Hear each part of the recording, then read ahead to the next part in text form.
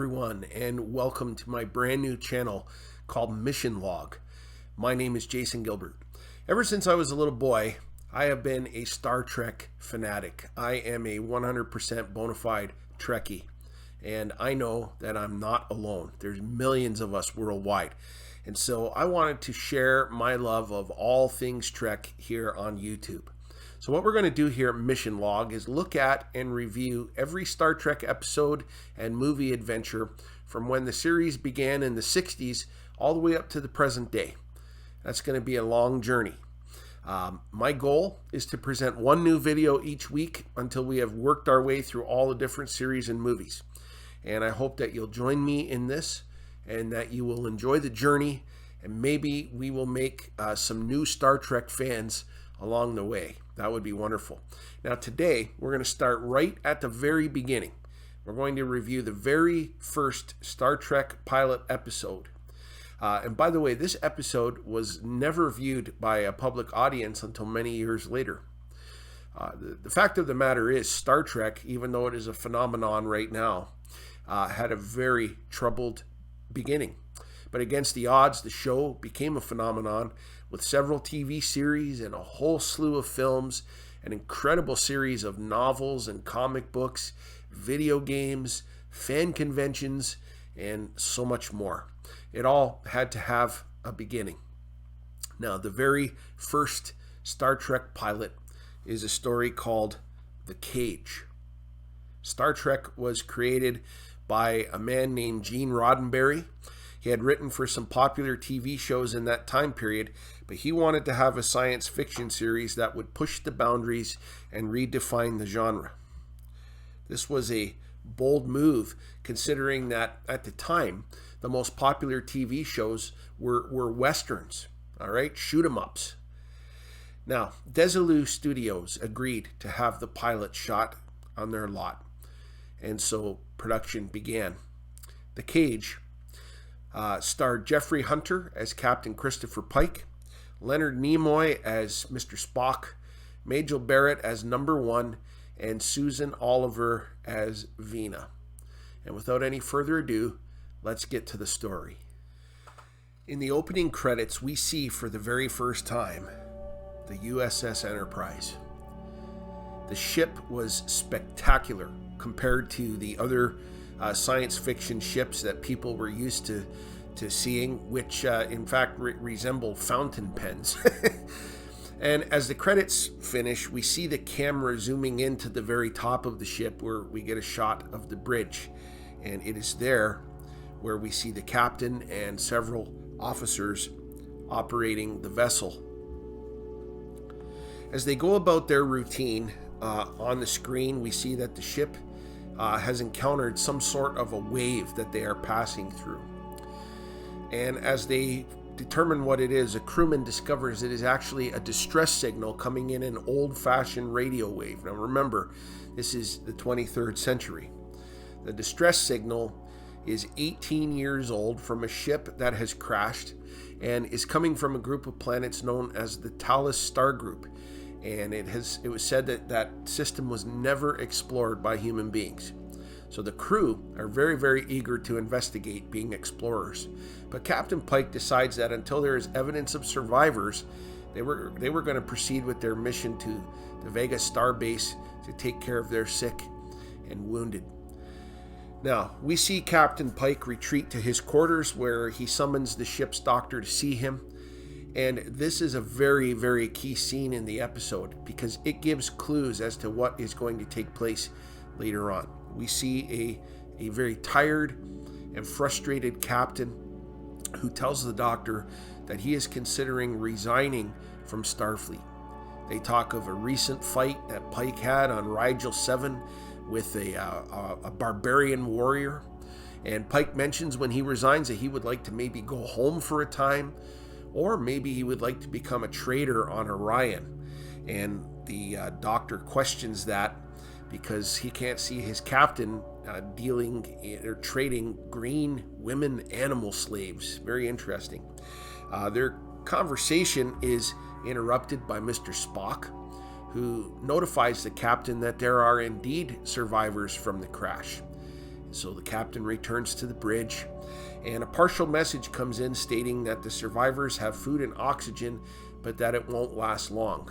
And so Pike then gives the orders to proceed to Talos 4, and we see the Enterprise for the first time speeding off to this planet.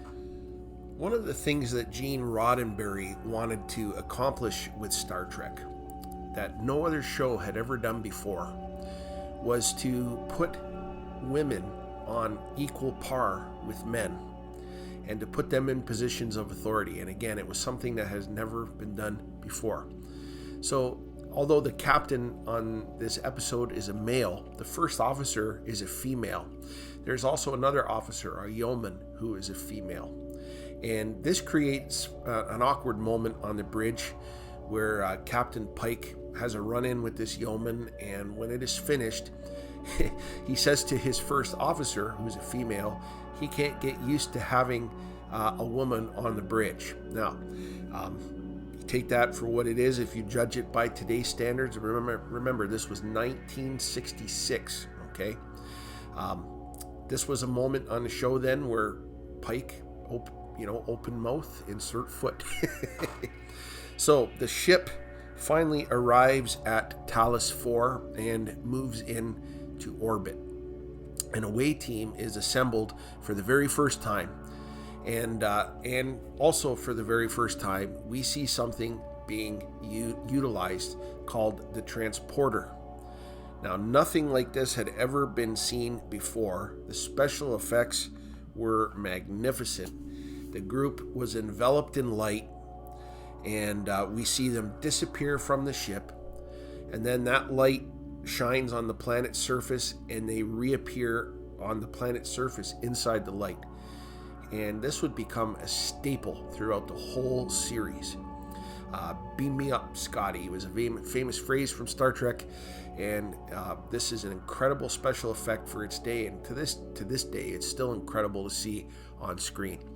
Now, on the surface, the crew, the away team, begins exploring. They hear a loud humming sound. They discover that the sound is coming from a very strange blue flower. And Captain Pike and Spock see it, and when they discover it, Spock smiles. Now, in the series, the proper series, we encounter a Spock who is a whole lot more subdued, as he is half Vulcan, half human.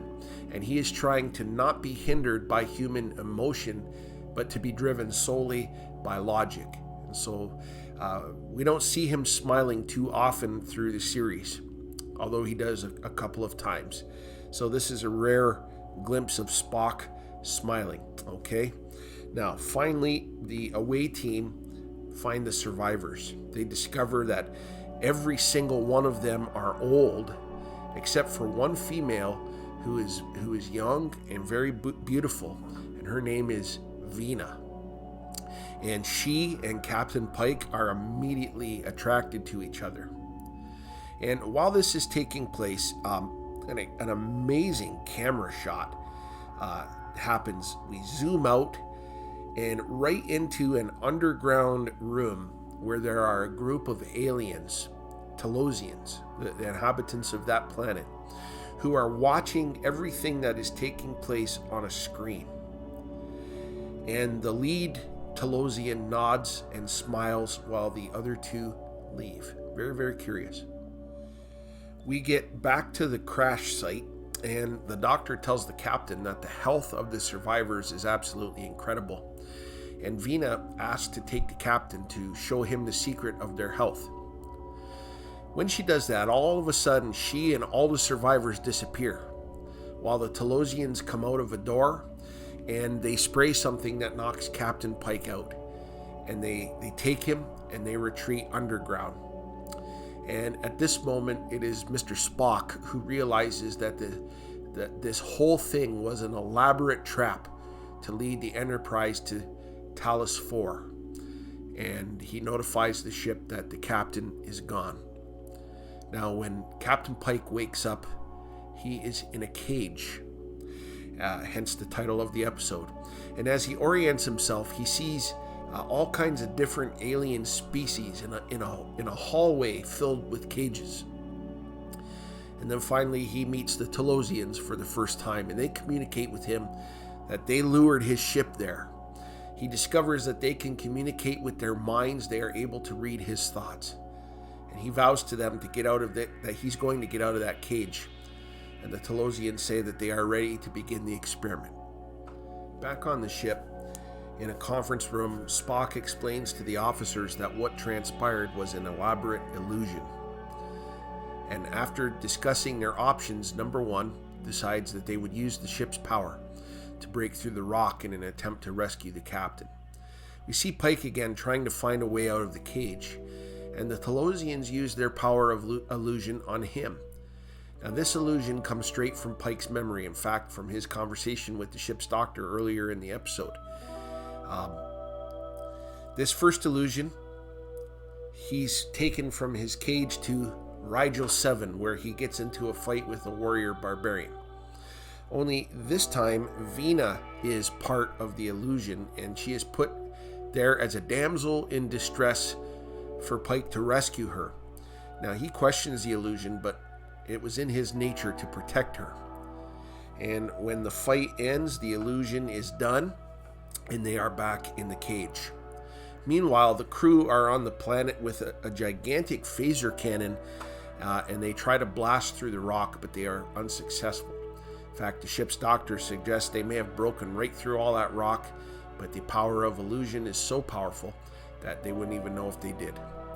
Back in the cage, Pike was not cooperating with the experiment, and so he received punishment from the Talosians. This is a picture of Captain Pike receiving the punishment taken from one of his memories, and this is a depiction of Captain Pike burning in hell. After this, Pike discovers that the Talosians can't read through primitive thoughts like hatred. And so he makes it now his mission to fill his mind with those primitive thoughts so that they can't read him. He's now taken to another illusion where he is home, which he and the doctor also talked about. And this time he is presented with the illusion of living a quiet life at his home with Vina. She still wasn't able to reach him, and after this he's taken to another illusion where he's on the planet Orion. He talked about this with the doctor also. And we see Vina dancing as a green animal woman slave. Now, families need to be warned here for the day. The outfit that Vina was wearing for this dance is very revealing, and the dance was very provocative and inappropriate. The crew are preparing to beam back down, and the two female officers are taken while the rest remain in the transporter room. Pike now is presented with a choice between the three women. Now, he refuses to cooperate, and he gets punished again by the Talosians. Back on the ship, Spock realizes that the ship is in danger and makes a decision to leave the planet, and at that moment the Talosians take control of the Enterprise. Back in the cage, a Talosian tries to sneak in to grab the phasers that came down with the female officers, and Pike grabs him, and finally they are able to break out of the cage. Now, when they get back to the planet's surface, they see that they did indeed break through the rock with their cannon. Finally, it gets revealed that the Talosians brought the ship there. They wanted to repopulate the planet, but to keep the population in captivity. Number one sets her phaser to overload, which in a few moments would have killed everybody there. And the Talosians, after examining the ship's records, discover that humans would rather die than live as slaves. And they were shocked by this. They decide right then and there that humans are unsuitable for their needs, and they release control of the ship and all of the illusions that were put in place. So the crew starts to beam up, and Captain Pike tries to convince Vina to come with him. And she explains that she can't, and the Talosians reveal Vina's true appearance. She is old, she's crippled, and she is diseased. Now, this catches Captain Pike off guard, but he realizes that the Talosians have given her an illusion of beauty and youth because they care for her. And when Pike saw this, he asked the Talosians to give her back her illusion of beauty, and immediately they do, and they give her an illusion of Pike to live with her. So Pike beams back to the ship. He makes his entrance back onto the bridge. The yeoman was curious as to which of the females Pike would have chosen, and it is left as a mystery. The Enterprise leaves Talos 4 to resume their mission. This is a very complex science fiction story. In the time when TV westerns were all the rage, the studio executives decided that this pilot episode was not exciting enough for television and decided to scrap the whole project. Roddenberry would not give up, and he wrote a second pilot, and we are going to review that one next week. Personally, I want to say that this was a fantastic story, a great science fiction. It had some incredible elements, and it was a very layered story. It had many of the characteristics that we would see in the series. It had great special effects. Jeffrey Hunter was fantastic in the lead role. Leonard Nimoy was great as Spock, although it was a bit of a different take than what we're used to seeing. His character from the cage would continue throughout the whole series. In fact, Captain Pike shows up again in a future episode, which we will discuss when we get to it. Majel Barrett also continues with the series, but not as number one. She's given a different character with blonde hair, Nurse Chapel. She would also become Gene Roddenberry's wife. I loved this story. It had so many good elements, and of course it had a few elements that weren't so good and some very cheesy lines. It's interesting, though, how this story makes its way into the overall story of Star Trek, the canon of Star Trek, considering that the pilot was scrapped by the studio. The series definitely would have been different had it been able to continue from this. I give The Cage 4 out of 5 Starfleet insignias. It was a great episode. It was an incredible story, and I absolutely loved watching it again. I hope that you will continue to join me for each of these reviews, that you would consider subscribing to this channel and turning on notifications so that you don't miss one of them. Next week, we're going to be looking at the second Star Trek pilot entitled Where No Man Has Gone Before, where we will see a young William Shatner for the first time as Captain James T. Kirk. Please feel free to leave some comments if there was something that you loved, something that you didn't like, if you agreed with me, if you disagreed with me. All I ask is that we keep it friendly and profanity free. Until next week, live long and prosper.